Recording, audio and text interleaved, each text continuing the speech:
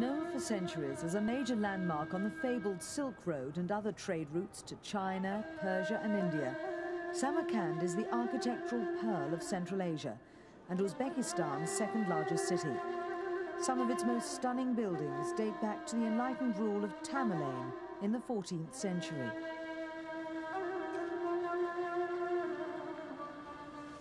Its location in the river valley of the Zarafshan makes it a fertile oasis. Uzbekistan was one of the southernmost republics of the Soviet Union before independence 6 years ago. Cotton has been the mainstay of the economy since Soviet times, when vast tracts of land were turned over to its production. An intricate network of canals was built to irrigate the fields, bleeding the rivers of this landlocked country of much of their precious water and hindering their flow into the Aral Sea. The environmental damage this caused is now well documented, but has yet to be addressed. There are other crops, notably tobacco. It's grown in the south for local consumption. It's not new to the region. But this is. The British-American tobacco giant BAT arrived after independence. The Uzbek arm of BAT, UzBAT, buys the 2.5 tons grown on this small plot. Children are barred from tobacco-related activities under the law, but the authorities often turn a blind eye, especially at harvest time, when all hands are needed. The owner has 9 children. He teaches German at the local school for the equivalent of just $35 a month. The family need the extra income from tobacco to supplement their earnings. UzBAT is literally next door.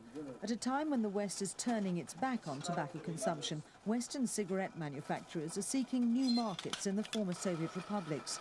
Some 30,000 tons of local tobacco are brought here for distribution to processing plants. Business is booming, backed by fierce advertising. Billboards have sprouted up everywhere, promoting Western tobacco products, and sadly it looks as if the advertising is having an impact, especially in the larger cities. The capital, Tashkent, is in full expansion. In the years since independence, it's worked hard to attract foreign investment. Now the free market is clearly here to stay, but it could cost the next generation dear. Not everyone welcomes everything about the West. There is concern in high places. Urbanization and civilization are good, but unfortunately, there are also negative sides to urbanization, like the use of alcohol, tobacco consumption, lack of activity, and bad eating habits. One of several bustling markets in Tashkent. This is a rural economy with a long tradition of homegrown produce for home consumption. In summer, there's no shortage of fruit and vegetables of all kinds, more than enough for a healthy diet. But the country's struggling for economic stability. Salaries are low. A doctor earns the equivalent of $50 a month, while the rent for a modest flat is about $20. This doesn't leave much for other necessities if you're not part of the emerging middle class. And health is not just about diet. Today, more people die younger than 4 decades ago. The main culprit is tobacco, and things could get worse. If you look at Tashkent, at every step you can see tobacco advertisements for different cigarettes, different tobacco companies. We know that these advertisements are targeting not people who smoke, but people who do not smoke yet. The minister's concern is shared by health experts of the World Health Organization, WHO. One of the key things about Uzbekistan is that there's a very high smoking rate amongst the men, but a low smoking rate amongst young people and women. It is young people and women who are the targets of the international tobacco industry. The international tobacco industry has moved very heavily into this country and is marketing their products very strongly and very aggressively against women and young people. If Uzbekistan is going to take the health of its people seriously, it's got to take the issue of tobacco seriously. BAT runs this factory in Tashkent, and it's opening another one in Samarkand. It has a majority share in the national tobacco industry. The cigarettes produced here are not for export, but exclusively for sale in Uzbekistan. New brands were created for the occasion. The purpose, no doubt, was to give the product a national identity, and Uzbek smoke is something to be proud of. And it looks as if it's succeeding. Per month output has risen tenfold over the past year, presumably in line with demand. Requests for an interview with the man in charge proved fruitless. Yet the national WHO representative said a meeting with the UzBAT boss had yielded some astonishing commitments. During my meeting with Mr. Taylor, who is Director General of UzBAT in Tashkent, he promised to stop any commercials and advertising among the teenagers. And also, he promised to develop healthy programs for not just for workers of UzBAT, but for farmers who are working for UzBAT.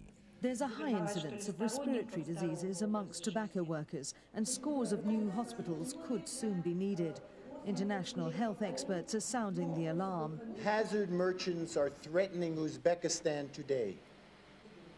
People who are selling ill health, whether it's encouraging your young people or women to smoke cigarettes, drink excessive alcohol, adopt lifestyles that are unhealthy. Participants at this women's conference express concern for the future. Many children are taking cigarettes. Not only are they smoking themselves, they're sharing them. So they're passing on the smoking habit and sharing diseases as well. The economic and social uncertainty that followed independence also led to increased alcohol consumption in many of the former Soviet states. Vodka has long been the national drink in those countries for special and not so special occasions. Under Mikhail Gorbachev's leadership, a vigorous anti-drink campaign helped reduce alcohol consumption across the whole region. After his demise, it rose again. This is the country's main producer of alcoholic beverages. It used to export to some of the other republics before the breakup of the Soviet Union. Now the same output is destined for national consumption only. Does this mean that people drink more? Apparently not, since Uzbekistan no longer imports alcohol from outside. The reason, we're told, is rather to do with cultural tradition. Consumption of alcohol has not increased recently because the people of Uzbekistan, the Muslim people of Uzbekistan, do not consume a lot of alcohol in general. This may be why Western alcohol manufacturers have not made noticeable inroads here, though the country's been ruled as a secular state for decades. But the same can't be said of the tobacco transnationals. This is the scene outside Tashkent's second largest hospital. In the cardiac resuscitation unit, most patients are victims of tobacco and alcohol-related diseases. The figures are alarming, especially for smokers. And on this ward, it's not just the patients who smoke. Doctors do too. Countrywide, 2/3 of adult men smoke regularly. Half of them are likely to die from their habit. At 47, this patient has cheated death 4 times. His comments? You should show what a great job doctors do. You should show the amount of harm smoking does. You should show it on television. And you should write about it. Some people have done just that. People like Dina Yafasova. She has a husband, 2 children, and 3 jobs, one of them as a journalist. She has an interesting story to tell of an incident following the publication of an article she'd written on nicotine addiction. К сожалению, через несколько дней ко мне пришел человек, который представился как представитель компании Uzbek. К сожалению, я не знаю его имени, я ничего больше не узнала. И мне предложили просто материально говорить о том, чтобы я больше не писала статьи на такие темы. К счастью, представитель Узбек, если это действительно был представитель Узбек, я думаю, что он просто понял, что меня невозможно уговорить, и он ушел. После этого... Since then, Dina's continued her campaign. It's a campaign that's gaining momentum. A no-smoking, no-drinking disco, sponsored by WHO and a non-governmental organisation called Camelot, or Excellence in Uzbek, the only large organisation dealing with youth issues in the country. It's the first of several such events. At the next one, the organisers plan to give away a packet of condoms for each packet of cigarettes handed in at the door. All of us are dancing without alcohol or tobacco, no smoking, no drinking. And despite that, we're still having a nice time. But the battle for the hearts and minds of young people has only just begun. A trendy spot located in a busy pedestrians precinct. The advertising is not of the discreet kind, however. As for the customers, they tend to be students. These four are from Turkey and they have time on their hands. The restaurant itself is a joint venture between their country and Uzbekistan. So why do they come here? That's why we come here. Not unexpectedly, given the advertising blitz launched by transnational cigarette companies, more and more teenagers are picking up the habit. This girl says she knows the health hazards to herself and to her friends, but she has a compelling excuse. Я курю 6 месяцев. I've been smoking for 6 months. Стала я курить потому, что любила одного человека, с которым я поссорилась. The government's taking action. One step, albeit a small one, was to limit tobacco advertising on television. Publicity for cigarettes is not shown until late at night. The message may be discredited in the West, but it hasn't changed. The images convey the same myths associating smoking with success and glamour. Another step in the right direction, the Uzbek airline has banned smoking on domestic flights, but not on international ones. And although there were no cigarette advertisements at the entrance, there were some in the international departure lounge.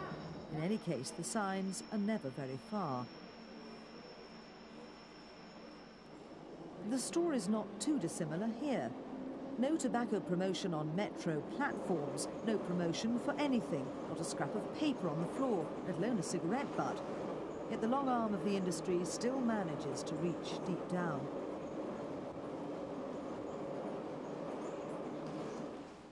As for no smoking warnings, they tend to be very few and far between. Yet this is how available cigarettes are. You can buy them from children in defiance of government regulations. The law in this respect is not enforced. Western brands have pride of place, usually in front of other goods. Most of them are priced at less than 50 US cents a packet. And if children can sell them, children and teenagers can buy them too. No questions asked. All it takes is ready cash. That's not a problem for some youngsters. Increasingly, smoking is known to be a one-way ticket to an early death. Tobacco is the most used drug in Uzbekistan. The consequences in human and economic terms could be disastrous as more and more young people take up smoking. Curbs on advertising and marketing of tobacco are now in force in the West. Uzbekistan may have to follow suit for the sake of the nation's health. The issue can't be swept under the carpet.